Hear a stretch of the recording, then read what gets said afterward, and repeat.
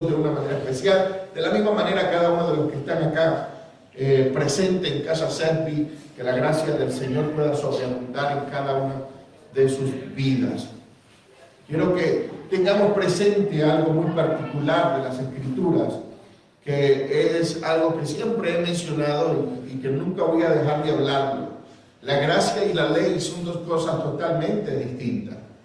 En tiempo de la ley, cuando se establece la ley por primera vez, Moisés baja con la tabla de los 10 mandamientos. Ese día, el día que se establece la ley, murieron 3.000 personas. 3.000 personas en el inicio del establecimiento de la ley. Cuando nace la gracia, cuando se implementa la gracia del Señor, hubo un primer sermón del apóstol Pedro donde se convirtieron 3.000 personas. 3.000 personas fueron restauradas, tuvieron vida y tuvieron la manifestación permanente del Espíritu Santo. Entonces, la ley nunca puede ser comparativa con la gracia. La ley siempre venía a traer el conocimiento del pecado y no producía una solución al pecado.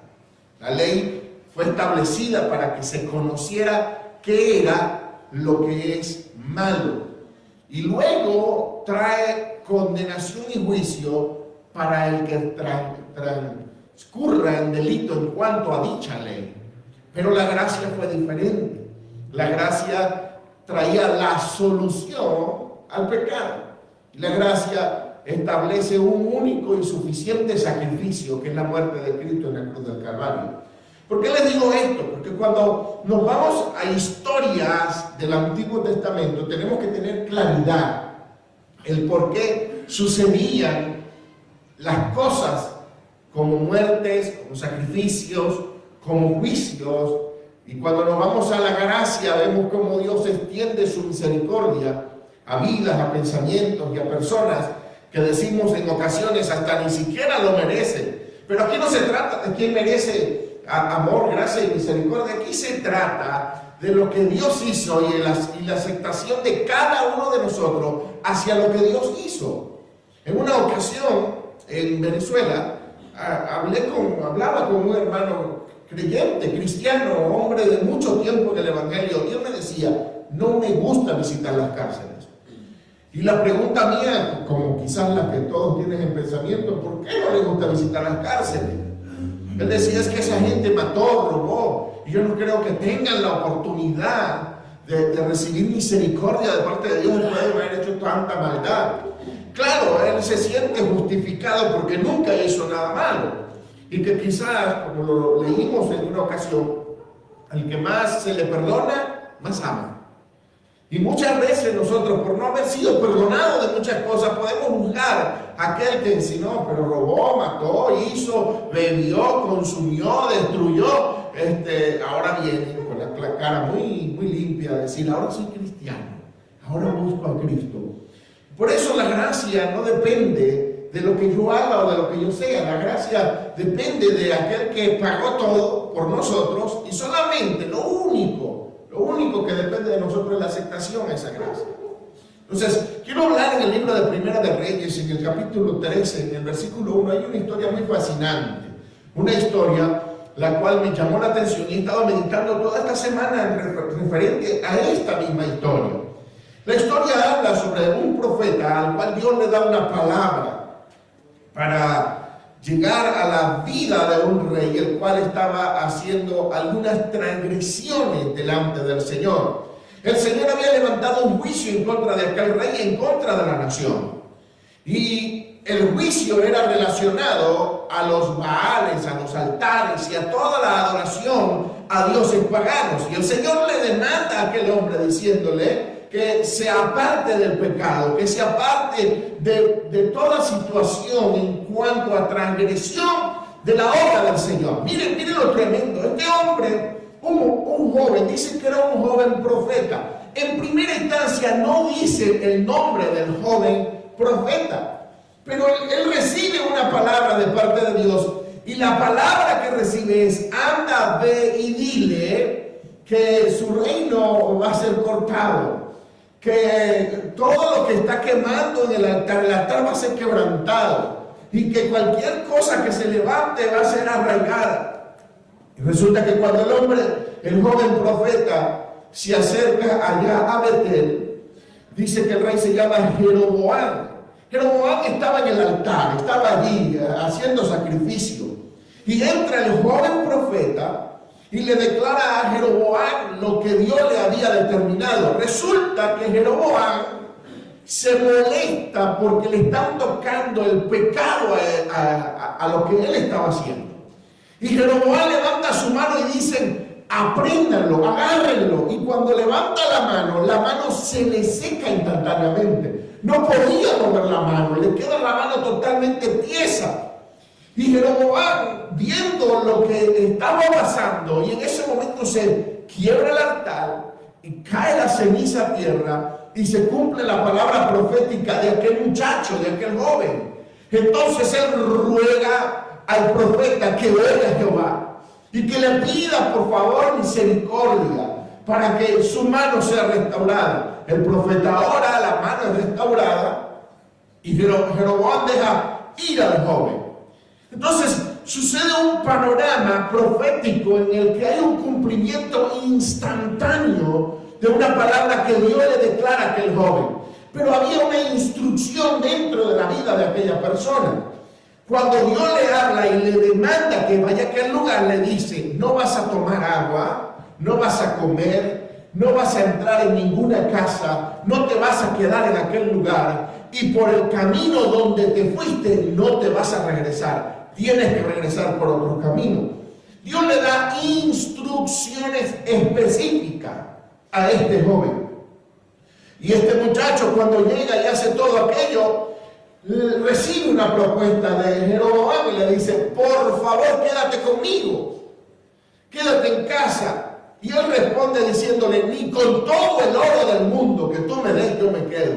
¿Por qué? Porque recibí una palabra de parte de Dios, recibí un mensaje de parte de él, el cual fue específico, y yo no voy a transgredir eso que el Señor me dijo. Por supuesto, aquel que ve tantas maravillas, tantos milagros, ¿cómo dudar de lo que Dios está haciendo? ¿Cómo dudar de lo que Dios está hablando y de lo que Dios le demandó a este hombre? Pero con todo eso, él sale del camino, sale de la ciudad y comienza a caminar en rumbo, quizás a seguir su destino, su casa, el lugar donde él iba. Y los hijos de un profeta, dice que un profeta viejo, un profeta ya de años, ven todo lo que sucedió y corren a decirle a su papá lo que había pasado. Este hombre, profeta ya de tiempo, profeta de hace muchos años, escucha todo lo que le dijeron y va a buscar al profeta joven. Cuando llega y lo consigue, le dice que por favor entre en su casa a comer y a beber, y le dice el profeta joven que no va a hacerlo porque la demanda del Señor fue que no se quedara en la ciudad, ni comiera, ni bebiera, ni entrara en ninguna casa. Pero el profeta viejo dice: es que un ángel del Señor se me apareció y me dijo que viniera por ti y que te llevara a mi casa a comer y a beber. Y el profeta joven le hizo caso. Cuando el profeta joven va a la casa, come y bebe, el profeta viejo recibe una palabra de parte de Dios y le dice: por cuanto has desobedecido mi palabra, no serás enterrado en la tierra de tus padres. O sea, le declaró la muerte. Le dijo: morirás pronto. Imagínese usted todo este panorama.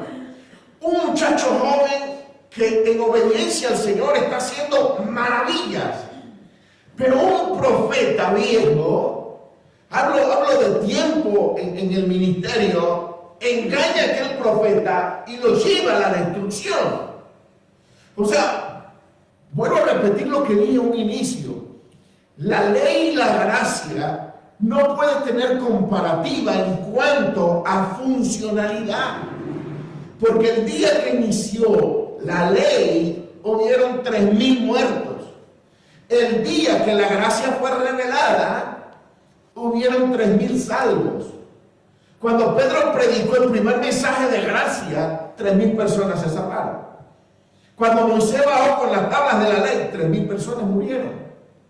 Entonces, cuando vemos este panorama, vemos que la ley tenía que cumplirse a cabalidad y no había gracia que salvara vida. Entonces este hombre, podríamos nosotros decir que arropado por el celo, arropado por la intriga, arropado por la envidia de que él no había sido el hombre que llevó la palabra profética, de que ya no era tomado en cuenta, de que ya no tenía quizás la revelación que Dios o tenía en algún tiempo, y que Dios no lo estaba tomando para hacer cosas, engaña a aquel muchacho joven que estaba inicializando. Ahora, la pregunta, y quizás lo dejé en el aire, la pregunta es, no da nombre de ninguno de los dos, porque es que nadie pasa a la historia con desobediencia. ¿Me explico? O sea, no hay un nombre que resalte por causa de la desobediencia. Resaltan los que obedecieron. Escuchamos de Elías, escuchamos de Jeremías, escuchamos de Moisés, escuchamos de hombres que, aunque tuvieron errores, problemas, defectos, fueron hombres obedientes a la palabra del Señor y que en ocasiones cayeron, pero siguieron en pie, luchando por lo que Dios había determinado. Pero a los que no son nombrados dentro de las Escrituras, quedaron solo como un ejemplo de las cosas que están haciendo mal y que no debemos hacer nosotros. Pero ahora, ¿dónde está o qué encierra esta enseñanza? Porque hoy en día tiene que tener un paralelismo a la vida de lo que se vive diario. Hoy en día tiene que tener un paralelismo de lo que Dios está tratando de resaltar para nuestro tiempo de gracia. Ahora, ¿qué significa el profeta joven? Hay una historia, a mí me fascina mucho esa porción de la palabra, Lucas 18:35, que habla relacionado a un hombre ciego sentado junto al camino. Dice que este hombre ciego mendigaba. Y en aquel lugar, mendigando aquel hombre ciego, dice que escucha una multitud que pasa por aquel lugar, y en un momento determinado, él pregunta y dice, ¿quién está pasando por aquí? Y algunos le dicen, es Jesús, quien pasa por este lugar. El ciego se levanta, comienza a dar voces diciendo, Jesús, hijo de David, ten misericordia de mí. Y ahí hay una frase particular que dice, y los que iban delante le reprendían para que callase. Miren, esa frasecita que dice, y los que iban delante, encierra muchas cosas. Porque hay gente que siempre va a estar delante de nosotros. Hay gente que siempre va a tener camino ya recorrido, experiencias en la vida. Y nosotros en ocasiones nos basamos en la experiencia de otros, de que otros recorrieron. ¿Cuántas personas hoy en día no han fracasado solamente porque alguien le dijo, es que yo lo intenté y yo no pude?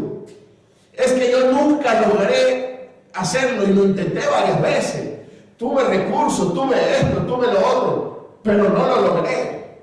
Usted busque a las personas que crearon grandes inventos en esta tierra y se va a conseguir que fueron intentos hasta lograr lo que ellos deseaban. Nunca se dieron por vencidos. Y en ocasiones los que van delante te mandan a callar. Y te dicen, hey, yo tengo tiempo intentándolo y vas a venir tú de la noche a la mañana. ¿Crees tú que lo vas a lograr cuando yo no lo logré? ¿Sí me explico en este ámbito? Entonces el profeta viejo representa gente que va adelante. El profeta viejo representa gente que tiene camino recorrido. Y a veces no permitimos que los que vienen atrás nos igualen o crezcan más de lo que nosotros hemos podido crecer. Y aquí vemos nosotros un tiempo contemporáneo donde vemos enseñanzas y culturas que en vez de producir crecimiento, lo que está produciendo es retraso. Y es allí donde el Señor quiere establecer rompimientos. Es allí donde Dios quiere hacer milagros. Es allí donde Dios quiere utilizar lo que se permite y lo que se deja utilizar.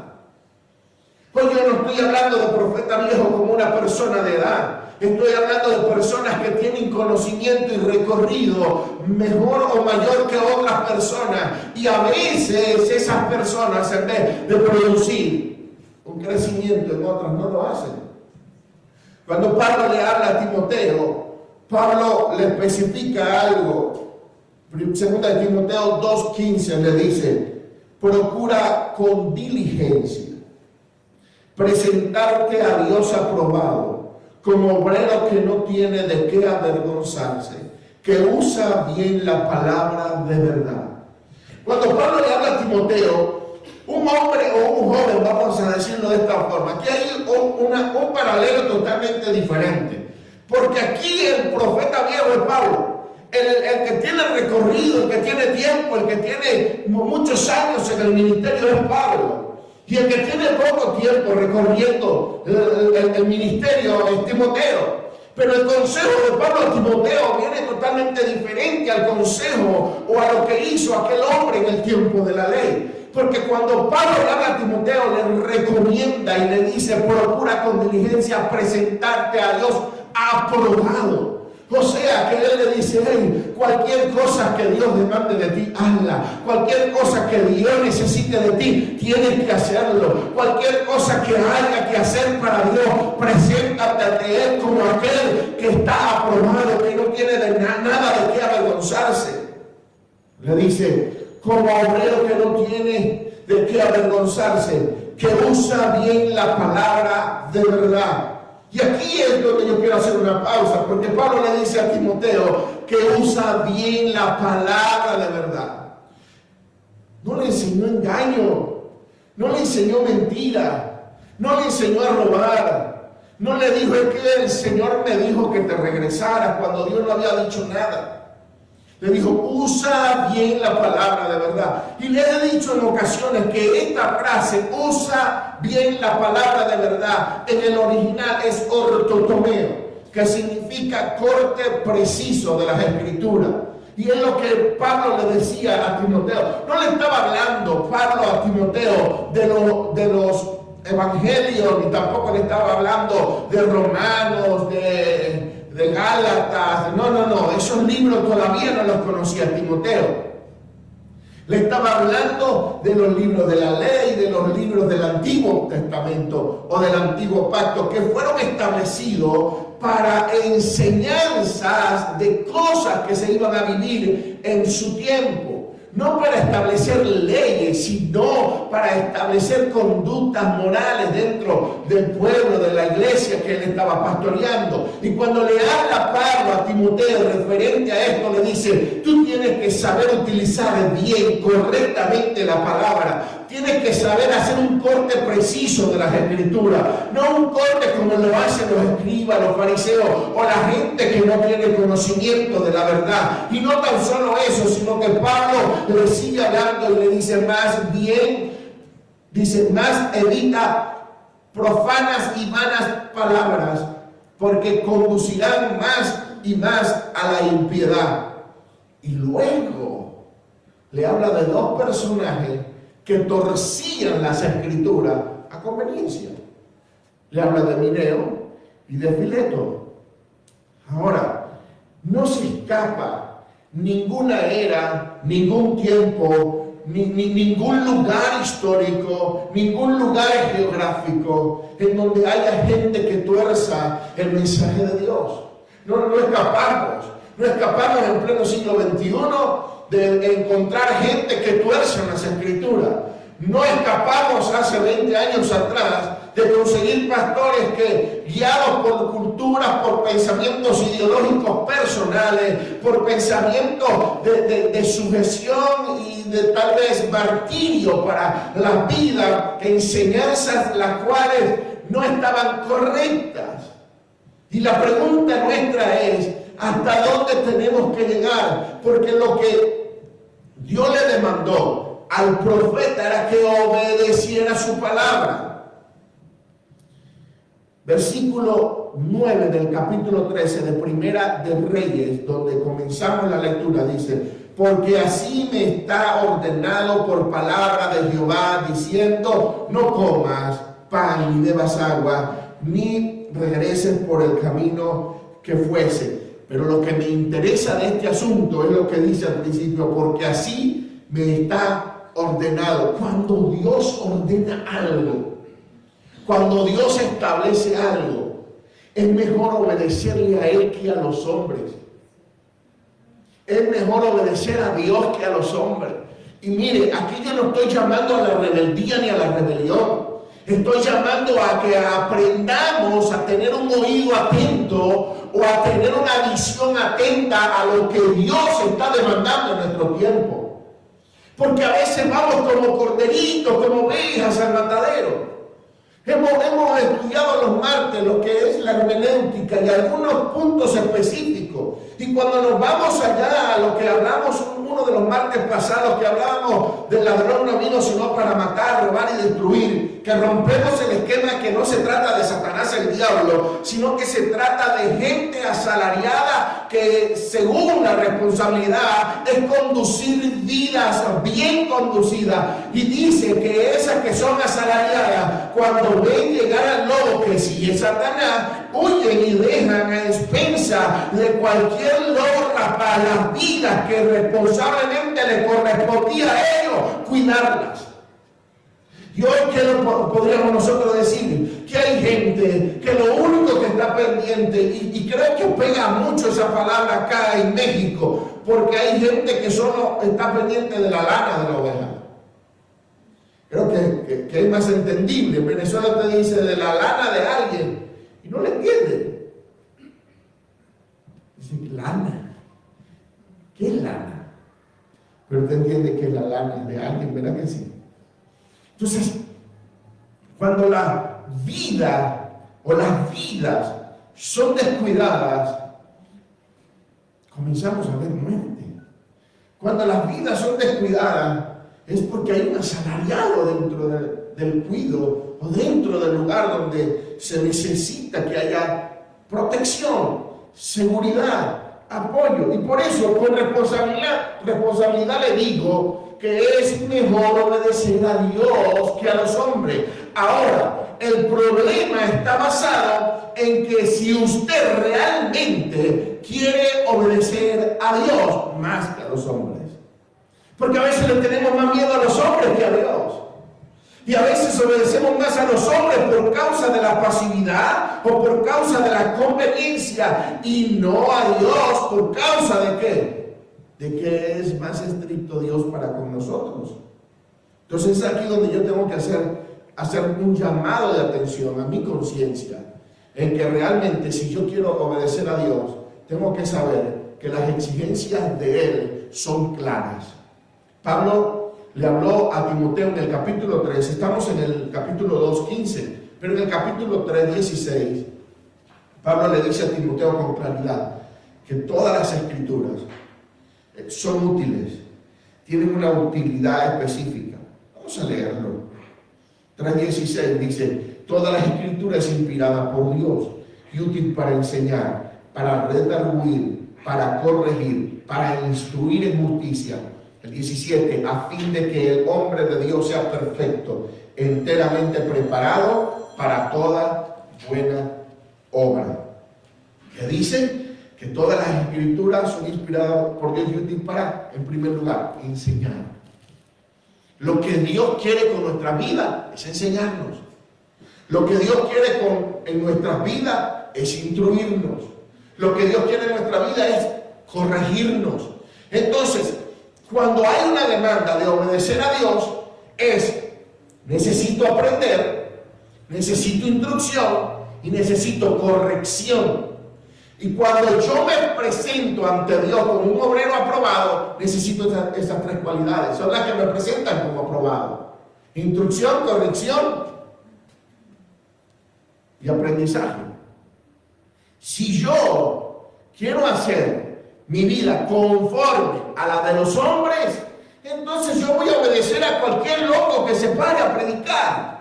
Y cuando hablo cualquier loco, estoy hablando de aquellas personas que cotidianamente andamos buscando predicadores por aquí, por allá, en redes sociales y en todos lados, y de cada uno estamos sacando una enseñanza enseñanza que nos convenga y que nos agrade al oído y que nos guste. Pero cuando yo me voy a las Escrituras, que es la insistencia de esta casa, yo no les digo a ustedes acepten y crean todo lo que yo les predico. Yo siempre les digo investiguen, cuestionen lo que su pastor está enseñando, váyanse a las Escrituras y vean si es real o no es real, si de verdad murieron 3,000 personas cuando la ley se estableció y vinieron 3,000 almas cuando se estableció la gracia. Necesitamos documentarnos, no dejarnos ya simplemente porque alguien nos dijo, porque un profeta mayor llegó, un profeta viejo llegó y dijo, el Señor me habló y me dijo. Mucha gente en este tiempo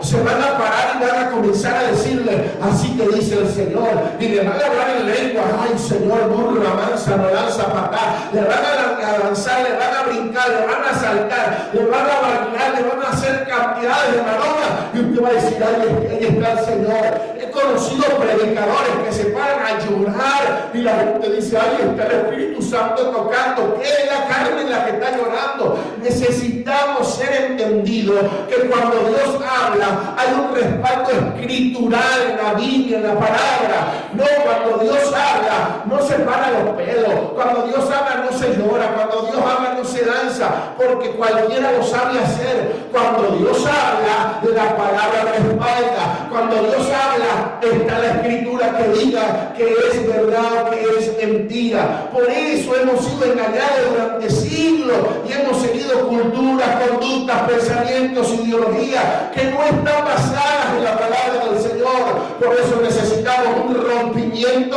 mental, cultural, ideológico y establecer realmente un ortotoneo en nuestra vida, que significa un corte preciso de la palabra de Dios en nosotros. Lo que necesitamos, amados, no dirección humana, no dirección de hombre.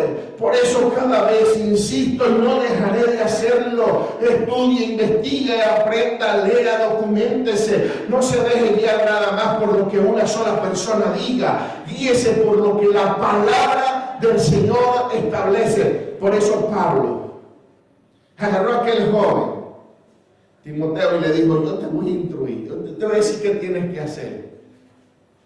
Porque hay gente, Timoteo, hay gente que son engañadoras. Dice,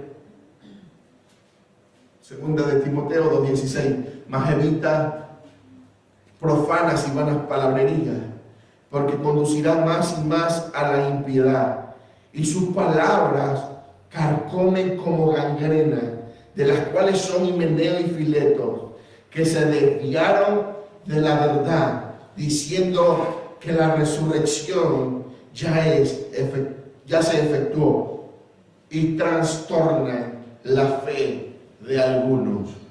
Mire las palabras, es decir, y trastornan la fe de algunos. O sea que llegaban a que cada una de las creencias, cada una de las cosas ya establecidas por la gracia del Señor, fuesen desvinculadas de la vida, fuesen trastornadas por esta gente. No escapamos en este siglo, no escapamos en los siglos pasados de personas como esta. Entonces, la necesidad principal es aprender a escuchar a Dios. Esa es la necesidad principal de la iglesia. Y para yo aprender a escuchar a Dios, yo necesito leer la Biblia. Porque aprender a escuchar a Dios no es sentarme y poner el oído y decirle, háblame. No, es sentarme a ver la palabra revelada más clara y segura de todos los tiempos, que es la Biblia. Allí está todo. En Venezuela hay uno, y mire, lo digo con tanta libertad porque me lucha ver personas como esas. En Venezuela hay uno que dice, papito lindo me dijo que las mujeres que usan pantalón se van al infierno. Y se lo dijo papito lindo en el oído, así se lo dijo. Pero papito lindo no lo escribió. ¿Por qué papito lindo, si él lo quería decir, no lo escribió? Papito lindo me dijo que las mujeres que se pintan el cabello se las lleva el diablo. ¿Pero por qué papito lindo no lo escribió? Aquella que que se sacan las cejas y se pintan la boca, se bajan, se las va a llevar el diablo, hermano. Pero no está escrito, me explico. No sé si me doy a entender en este asunto. Una loca salió diciendo que el cuadro bendecido, que si tú le compras el cuadro y lo pones en tu casa, no habrá demonio que entre por el cuadro. O sea, no por el sacrificio del cordero en la cruz del Calvario, por el cuadro que ella pintó. Y compramos el cuadro, hermano. Y le creemos a esa mujer loca. No voy a decir nombre para que no se ofendan los seguidores. ¿Me explico? En una ocasión escuché a uno, el jabón bendecido. Si te bañas con él se va cualquier enfermedad. La rosa mística. El agua bendita, hermano, su padre de su frente, llévese el agua bendita, llévese el agua, el agua se va a purificar todo el cuerpo, hermano. Y ahí vamos como corderos llevados al matadero, creyendo cualquier locura que se presenta dentro del ámbito espiritual. Y yo entiendo, hermano, que como seres almáticos estamos deseosos de que nos den esa área almática. Y quizás te dicen que en casa Servi no me hablan, dice, ni veo que haya esos movimientos, ¿no? Y tampoco lo va a ver si el Espíritu no lo hace. Si el Señor no nos mueve, no nos movemos. Si yo, mire, yo puedo estar en este lugar lleno del Espíritu Santo, pero ¿para qué le voy a hablar en lengua si usted no me va a entender? Yo prefiero hablar de mi intimidad, prefiero hablar las lenguas que hablo ya en el secreto antes de hablar de acá. Y sí, hay tiempos en el que siento la presencia y hablo en lengua y quiero saltar y brincar, pero me sujeto porque sé que eso a usted no le va a llenar ni le va a edificar. Yo prefiero meterme en la palabra y decirle 4 palabras con entendimiento, que los plataforme a usted a un ámbito mayor y que lo que le quede en el corazón sea sabiduría, conocimiento, entendimiento, y no que le quede el espelucón que tuvo el pastor detrás del culto o el púlpito. ¿Me explico? O sea, son cosas que necesitamos nosotros cambiar, modificar, tener en nuestras vidas. Porque lo primero que usted va a ver al entrar en una iglesia, usted sí, las alabanzas maravillosas, y me encanta cuando el Espíritu Santo toca vida, que lloramos, que sentimos que está el Señor. Pero hay iglesias que si no pasa eso, no tuvo Dios. No, hermano, el culto estuvo feo. Ahí no tuvo el Espíritu Santo. Es que no había nadie que llorara. Es más, no me gustaron las alabanzas. Qué bueno, porque no eran para ti, eran para Dios. Qué bueno que no te gustaron a ti. Entonces, ¿a qué voy o a dónde quiero llegar? Que todos los que hoy desarrollamos un ministerio, un llamado, un propósito de Dios, llegamos a finales términos, a finales de una carrera, a finales de una meta, por el conocimiento de la palabra que adquirimos. Pero todo aquel, y yo le reto a usted hoy que busque a esos predicadores que basaron su ministerio, su llamado, en un testimonio de su vida. ¿Dónde están hoy? El que les hablaba de Papito Lindo me dijo, tenía un testimonio tremendo, un tiro en la cabeza, se le salió el cerebro, el Señor se lo volvió a meter y todo aquello glorioso. La gente le seguía en masa, pero no duró mucho. Porque todo era lo que le pasó. En Venezuela había uno de Colombia, el loco vitrina. ¡Oh! El loco vitrina. Convertido, todo. Cuando ya todo el mundo conoció el testimonio, más nunca lo invitaron. Y pregunto yo, ¿cuántos predicadores le escuchó el testimonio y hasta ahí llegó después que conoció el testimonio? Y yo nunca lo invitaron. Porque todo aquel que basa su vida buscando fantasías y testimonios que el Señor los llevó al infierno y los sacó, luego los llevó al cielo y los trajo, todos los que basaron la vida ministerial, su vida personal, en el testimonio, en el día que se acabó la gracia en el testimonio, hasta ese día llegó el ministerio. Pero todo el que basa su vida en el conocimiento de la palabra del Señor, en la investigación de lo que Dios quiere para nuestras vidas, el que basa su vida en esa palabra, perdura, hermano, porque la palabra no pasa, no cambia, la palabra te lleva para siempre. Palabra es eterna. Yo podría pararme cada día a hablarle de un testimonio diferente. Si alguien tuvo encuentro con satanistas, fui yo. Si alguien se ganó a un jefe de secta satánica, fui yo. Si a alguien le gustaba estar predicando en la zona donde había brujos, era yo. Si alguien tuvo, pero mire, endemoniados me tiraron contra el púlpito. Endemoniados me rompieron yeso en la cara. O sea, hacían así, ¡pum! Y yo asustado, hermano. Pero yo no puedo basar el llamado en toda la experiencia vivida. Tengo que hacer de mi llamado una experiencia escritural, lo que el Señor es. Por eso usted me va a escuchar a mí hablarle de la gracia del Maestro, de las verdades de la cruz, de lo que Él hizo y no de lo que yo hice, de lo que Él logró y no de mis logros, porque aquí no se trata de lo que somos cada uno de nosotros, se trata de lo que Él es en tu vida y de lo que Él va a hacer con tu vida. Siempre se ha tratado de Cristo y nunca de nosotros. Y siempre se tratará de Cristo. Si algo me apasiona el día de hoy, si algo me mueve el día de hoy, es conocer de Él. Eso es lo maravilloso.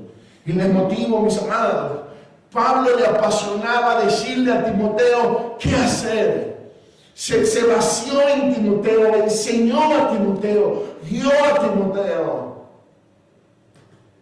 Hoy necesitamos nosotros aprender de lo que las Escrituras nos enseñan. Y le motivo no tan solo a los que están hoy aquí en casa, sino a los que nos ven por las redes sociales, que tienen oportunidad.